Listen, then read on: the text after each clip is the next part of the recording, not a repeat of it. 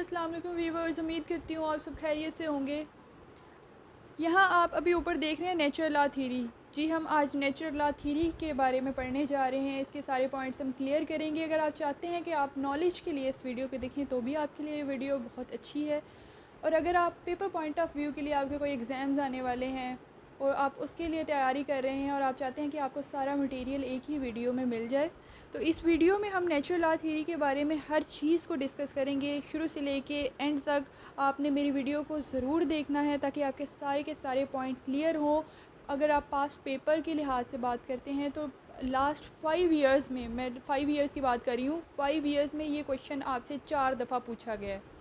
अब आपको पता है, चल रहा है, साफ पता चल रहा है कि इसकी क्या इम्पोर्टेंस है और नेक्स्ट ईयर में आने के चांसेस इसके कितने ज़्यादा है।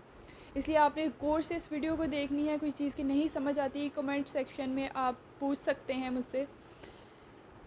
स्टार्ट करते हैं नेचुरल लॉ थ्योरी। हमने जो सब हेडिंग्स इसकी बनाई हैं, सबसे पहले आ रही है बात इंट्रोडक्शन की, फिर हमारे पास बात आ रही है डेफिनेशन की, फिर हमारे पास बात आती है characteristics, distinction with other laws, criticism and conclusion.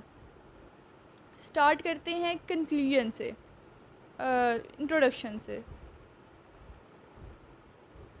Introduction क्या कहता है? The natural law philosophy has occupied an important place in law, religion and ethics from the earliest times. कहते हैं कि नेचुरल लॉ थ्योरी जो है ना, वो हमारे लॉ में, रिलीजियस में और एथिक्स में शुरू से ही इसकी बहुत ज़्यादा इम्पोर्टेंस रही है। हम शुरू दिन से, अगर जब इंसान पैदा हुआ तब से देखें तो नेचुरल लॉ थ्योरी एक बहुत इम्पॉर्टेंट रोल शुरू से ही प्ले कर रहा है।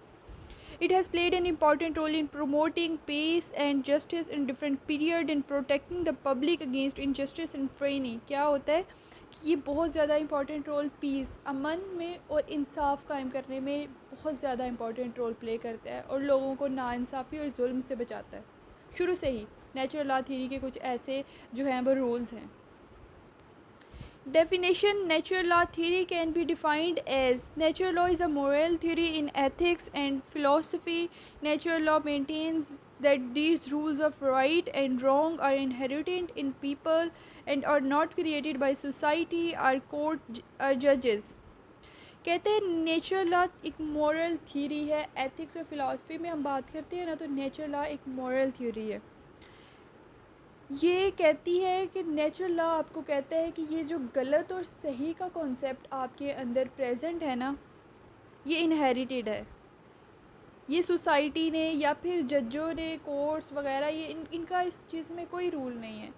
आपको शुरू से ही पता होता है कि कौन सी चीज़ गलत है, कौन सी चीज़ सही है। आप जब छोटे थे तो आपको पता था कि ये चोरी करना गलत है और मैंने नहीं करनी। और आप अगर चोरी करते थे, इफ़ सपोज़ आप चोरी करते थे, तो आप वो चीज़ सबसे छुपाते थे। क्यों छुपाते थे? आप चाहते थे किसी को ना पता चले। क्यों? क्योंकि आपको पता था ये गलत है और ये गलत है और मुझे इसकी सज़ा मिलेगी। ये शुरू से एक कॉन्सेप्ट है ना कि ये गलत है तो ये गलत है। हम ये नहीं कह सकते किसी कोई चीज़ गलत है तो हम उसे सही प्रूव नहीं कर सकते। गलत गलत ही रहता है। तो ऐसे ही नेचुरल लॉ के बारे में है कि इंसान के अंदर ये कुदरती तौर पे प्रेजेंट होता है कि हमें पता होता है कि भाई ये जो हम काम कर रहे हैं ये सही है या गलत है। सही होगा हम सबके सामने करेंगे, गलत होगा तो हम उसे छुपा के सबसे करेंगे। मेन कैरेक्टरिस्टिक्स की तरफ आते हैं। Next point, the chief characteristic features of the natural law, लव लिखा गया, ये लॉ है, may be briefly stated as follow. Based on moral ideas, symbolize physical law of nature based on moral ideas which have universally applicable at all places and time। कहते हैं ये moral ideas पर base, natural law जो हमारे पास natural law theory है ना, ये moral ideas पर बेस करती है और तकरीबन यूनिवर्सली हर जगह ये जो है वो सेम रूल है। हम कहीं भी बात करें तो ये सेम रूल चल रहा होता है। Use to defend maintain status, अगर हम बात करते हैं ना, तो it has been used earlier to defend status against according to the need and requirement of the time. कहता है कि ये ना टाइम, इसको पहले जो है वो अपने स्टेटस को मेंटेन रखने के लिए यूज़ किया जाता था और टाइम की रिक्वायरमेंट के मुताबिक इसको यूज़ किया जाता था। For example, Hobbes used it to maintain status in the society. Locke used natural law as a instrument of change. Concept of rule of law. The concept of rule of law is in England and Pakistan and due process in USA are essentially based on natural law philosophy. Rule of law अगर हम England में बात करें, पाकिस्तान में बात करें, USA में बात करें, तो ये नेचुरल लॉ पे हर रूल जो है, लॉ का जो रूल है वो नेचुरल लॉ थ्योरी पे बेस कर रहा है। यहाँ से आपको पता चल रहा है इसकी इम्पोर्टेंस।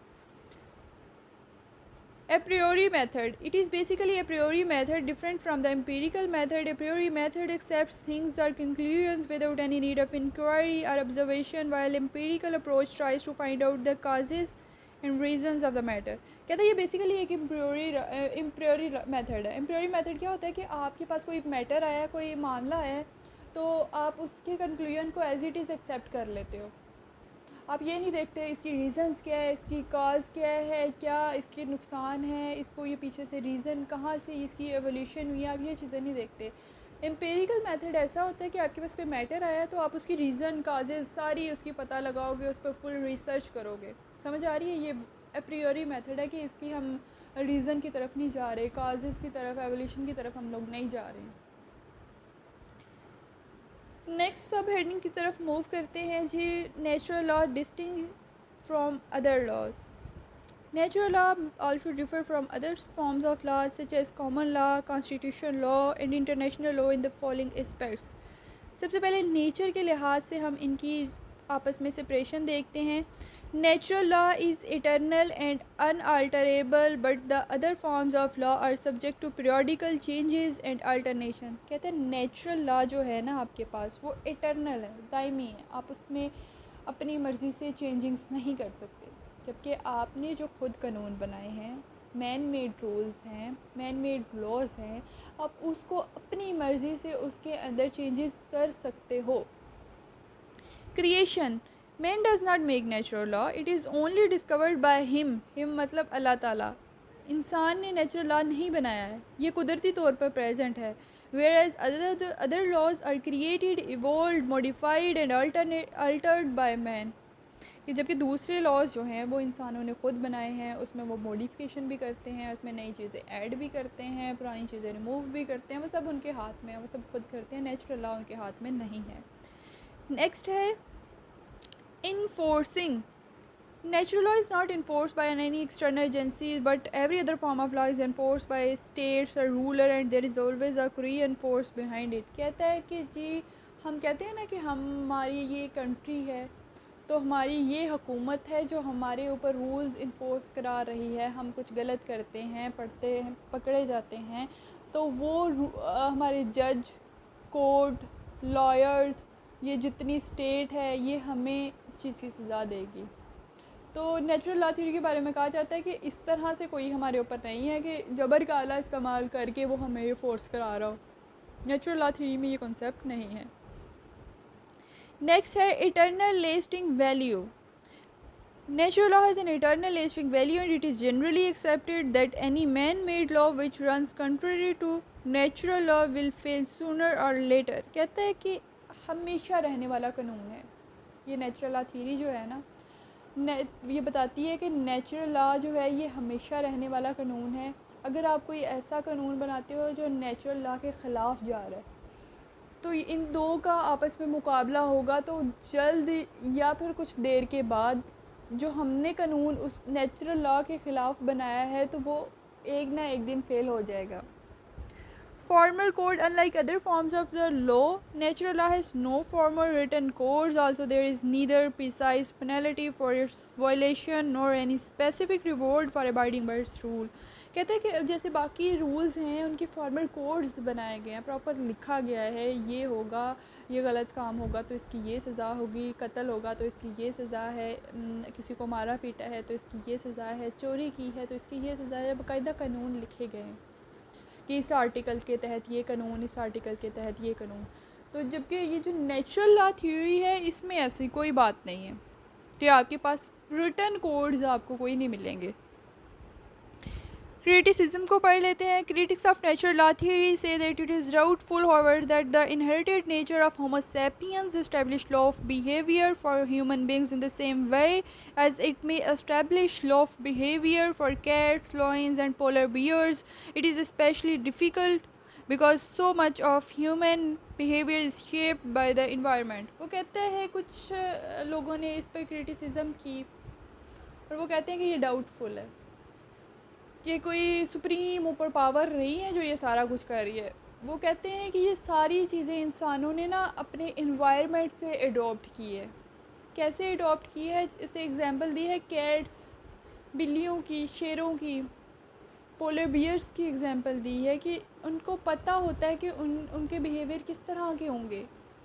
वो उनको इनहेरिटेड मिलते हैं अपने इन्वायरमेंट से, तो वो चीज़ें वो इन्वायरमेंट से अडॉप्ट करते हैं। तो ऐसे ही इंसानों के बहुत सारे बिहेवियर्स ऐसे होते हैं कि इंसान वो बिहेवियर्स अपने इन्वायरमेंट, अपने इर्द गिर्द के माहौल से अडॉप्ट करते हैं।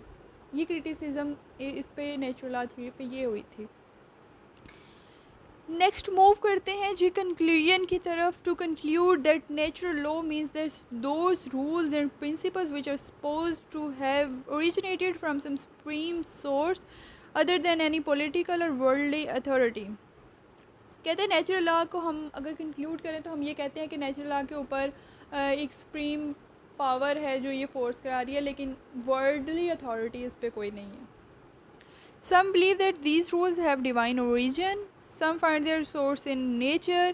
कुछ कहते हैं कि ये कुछ इसके पीछे डिवाइन पावर है, और कुछ कहते हैं जिस तरह क्रिटिसिज्म जिन्होंने की उन्होंने कहा कि इंसान अपनी जो बिहेवियर है, लॉ ऑफ बिहेवियर है, वो अपना बिहेवियर इन्वायरमेंट से सीखता है, कोई ऊपर पावर नहीं है, वो ये कहते हैं। The brief survey of theories of natural law reveals that this concept has been changing from time to time। इस पर सर्वे भी किया गया और अब वो सर्वे इस चीज़ को बता रहे हैं कि कॉन्सेप्ट नेचुरल लॉ थ्योरी का दिन ब दिन जो है वो चेंज होता जा रहा है।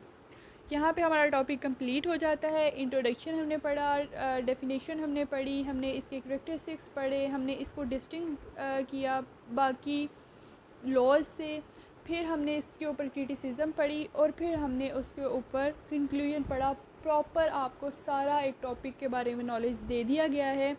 और अगर आपको अब हमारी वीडियो पसंद आई है, सारे पॉइंट्स क्लियर हुए हैं, तो आपने करना है जी लाइक, शेयर और सब्सक्राइब करना है इस चैनल को।